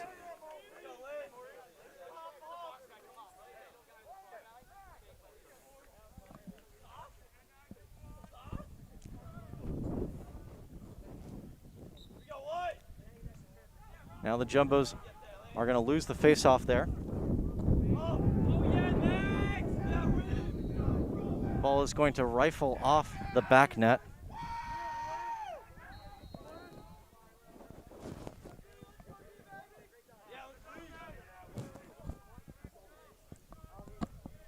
We're seeing number 77, Will McLeish, on defense now.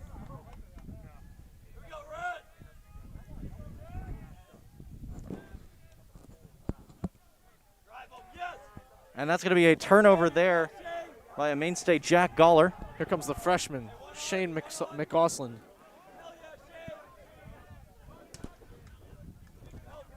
Kurtz under fire. Going to pass it out to number 49. Now we've got Liam Nestor. Going to try a shot, and Nestor's going to score. Liam Nestor with his first goal of the day on his second shot. And the backups are pouring it in for the Jumbos, 28-11.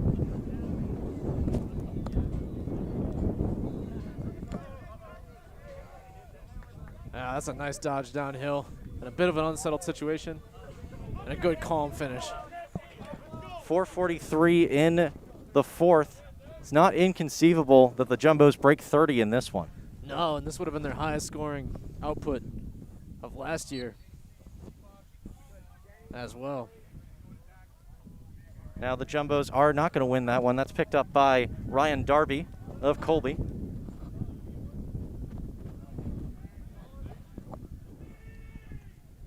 Now going to pass it in. That's a ground ball going out of bounds. Tufts is going to pick it up. Another turnover for the Mules. Looks like it'll be Jack Reed running it over. Wide is that shot from number 34. Yep, Cam Keogh, the freshman pole. A lot of freshmen getting in today. Try to turn the corner. Is number 20. Maury Stein, the freshman. Good save by Giblin on that one, and they'll reset the shot clock. Stuck nicely to the near pipe. Definitely been passing today is Gilblin. Now firing it in, saved by Gilblin. Just as we give him props for the good passing he's done, he saves that one.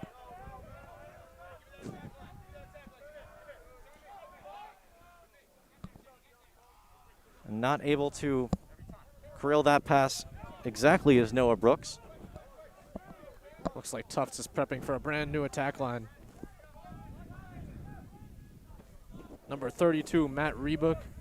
Number 42, Jonathan Kerr. And number 40, Drew Gita coming on. Good save there by Weeb.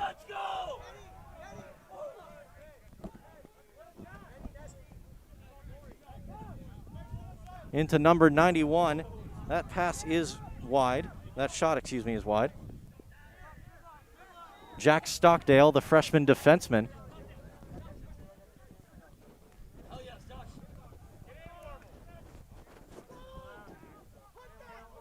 Good trail check to prevent a shot by the Mules.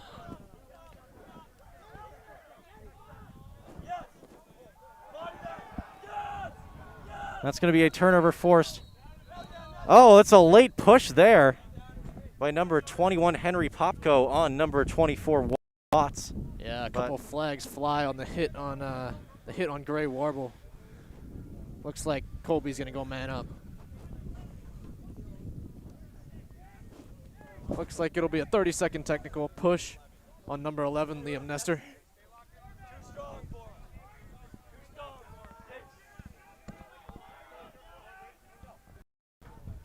Rickards still in this game so far. He's going to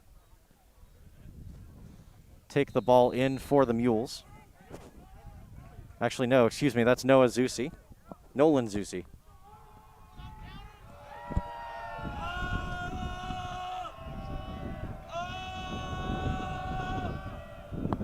Jumbo's playing their zone.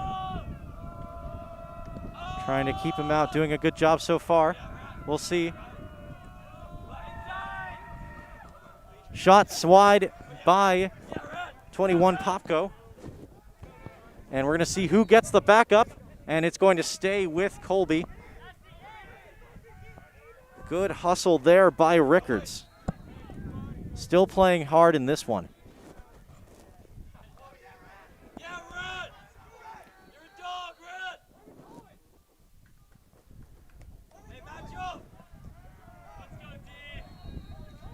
Penalty has elapsed on Liam Nestor, so Jumbos can get their man back. Good save by Cody Weeb. Good hustle also by number 10, Shane McAuslin, the freshman, to get possession back for Tufts. Now Nestor, fresh off the technical. Gonna ride this one up. Gonna shoot it himself, and he scores! Liam Nestor, his second goal of the game. Looks like the extra rest did him good. Yep, coming right out the box, receives the pass, and a good shot to the bottom corner. The bench is really fired up. Yeah, Gilblin was not able to get that one. 29 goals for the Tufts Jumbos, an outpouring of offense here in the second half. 1 minute 44 left in the game, 29-11. Yeah, so Tufts far leads. 14 goals in the first half for Tufts, 15 in the second. Now Colby's going to win this face-off.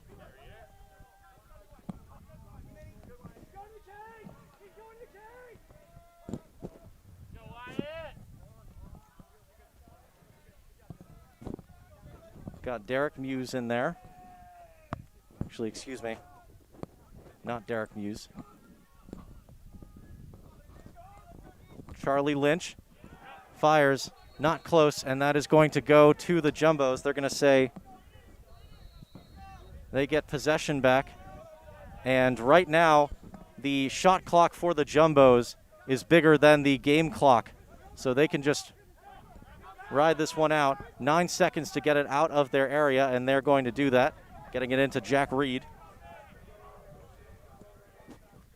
Yeah, so we'll see if they run it out. I expect them to. No, it looks like they're... Oh, it looks like we're going to lose the ball, and that's going to be a turnover by number 41 of the Jumbos. Yep, Kevin Christmas again. Good ground ball by number 50 for Colby. Colby with 31 seconds left are going to try to make something happen. That's going to be a flag thrown by the referee. Looks like it might be on number 34, McCausland for Tufts. Yep, looks like you're right about that. Or rather, 49, actually. 49, Cole Nagahama with a 1-minute slash. And that's going to take us to the end of the game. Jumbos are going to play man up to finish this one out here. Yeah, Cole's brother, Cade, actually plays lacrosse for Colby as well. So a bit of a family affair.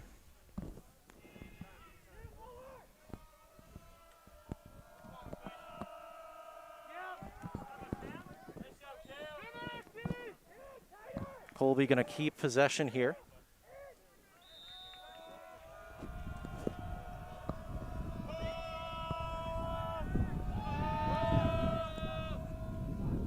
Right now, Doug McCarthy. 3 seconds, 2, 1, and this is going to be the end of the game. The Jumbos, after a shaky start in the first quarter, are going to cruise to a second half victory over the Colby Mules, 29-11. The score after the first half, 14-9. The score in the second half, 15 goals for Tufts, 2 for the Colby Mules. And, I mean, they might have been rusty in the first half, but how did Tufts, keep themselves in this game in order to eventually come out on top? Well, I think they really tightened up on defense, really asserted their athletic advantage there on that end of the field. We saw Joe Thoyer make a number of great saves. And besides that, in the first half, some of their looks were not as high quality, but in the second half, they were getting to the middle of the field at will and really peppering great looks on Chismar in goal for Colby. Yeah, and I think also the name of the game here is turnovers. 34 for the Colby Mules, only 22 for the Jumbos. Still a bit of a high number, but ultimately Colby really threw away a lot of their possessions. Yeah, and something I'd really like to point out is 34 turnovers for Colby. Only 11 of those were caused turnovers. They really, despite battling well at the faceoff X, they finished only down 2 faceoffs. They really shot themselves in the foot by turning over the ball. Well, we here at JumboCast are happy to be back on the air. Stay tuned. Next week we'll have the schedule out on social media. I believe it is women's lacrosse and baseball that we'll be covering here next week.